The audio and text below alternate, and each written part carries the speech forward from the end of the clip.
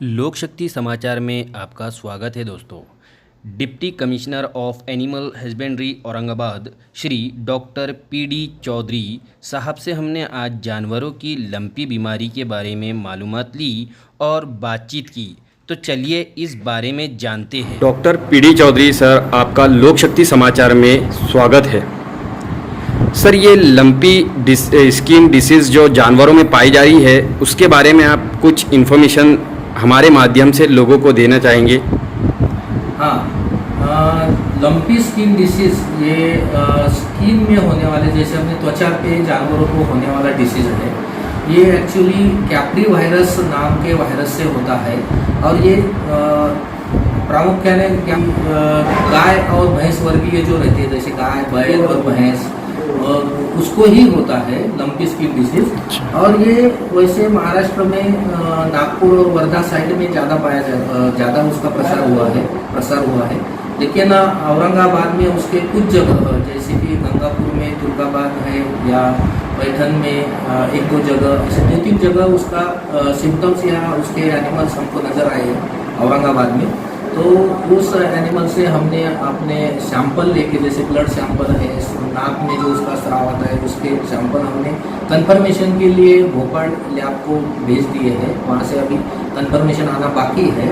तो ये जो डिसीज़ है ये ज़्यादातर इसके लक्षण जैसे आते हैं कि उसके बड़े फुंसी होते हैं, बड़े बड़े फुंसी पूरे जानवर के, गाय और भैंसों के उसके पूरे स्किन पर आपको दिखाई देते हैं। या तो उसके नाक से या मुंह से उसका थोड़ा सा स्राव निकलना शुरू हो जाता है, या उसके पाँव में या पिछले या अगले पाँव में भी उसको सूजन दिखाई देती है।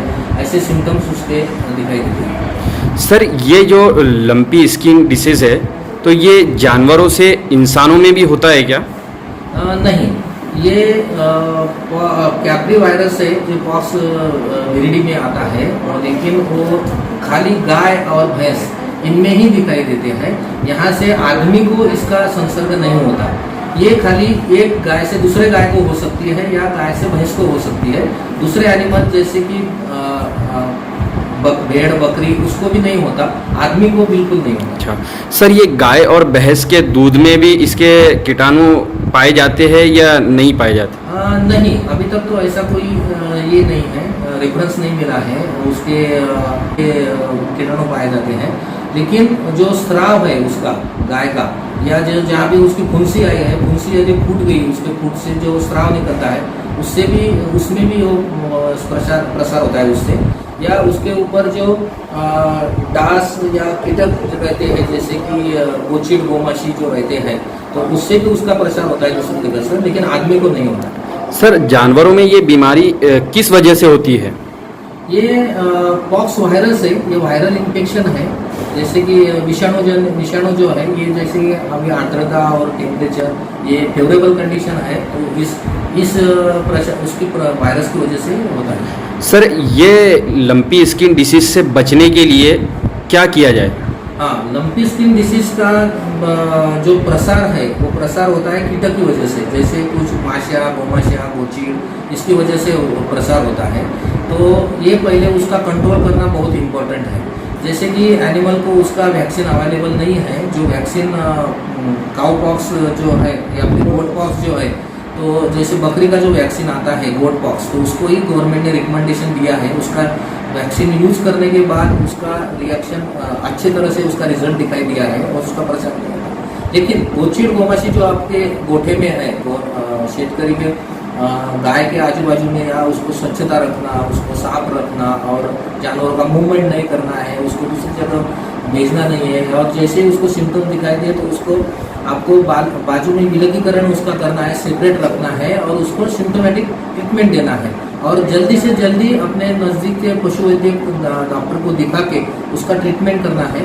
3-4 दिन के ट्रीटमेंट से अभी दिखाई दे रहा है कि उसका ठीक तरह से रिकवरी है। और दूसरी बात, इस लंपी स्किन में मॉर्टेलिटी नहीं होती, जानवर मरते नहीं हैं, लेकिन 1 या 2% उसका ये है, मॉर्टेलिटी रेट है, लेकिन उसका प्रसार बहुत ज़्यादा होता है। और गवर्नमेंट शेतकरी का नुकसान जो है, वो नुकसान उसका दूध या कम होने से, उसका खाना कम होने से या उसका खेती के लिए उसका यूज़ ना होने की वजह से नुकसान होता है। सर ये औरंगाबाद ज़िले में ये लंपी स्किन डिसीज पाई गई है क्या? कुछ केसेस आपको नज़र आए हैं क्या सर इसके? हाँ, औरंगाबाद ज़िले में जैसे कि मैंने बोला कि गंगापुर तालुका में तुर्काबाद खराड़ी में कुछ केसेस दिखाई दिए थे, पैठन में 1-2 जगह दिखाई दिए थे और उलमरी में भी एक जगह दिखाई दिए थे। तो एक 7-8 जानवर हमको दिखाई दिए, तो हमने तुरंत वहाँ पे इमीडिएटली वैक्सीनेशन प्रोग्राम हाथ में लिया है और पूरे गांव में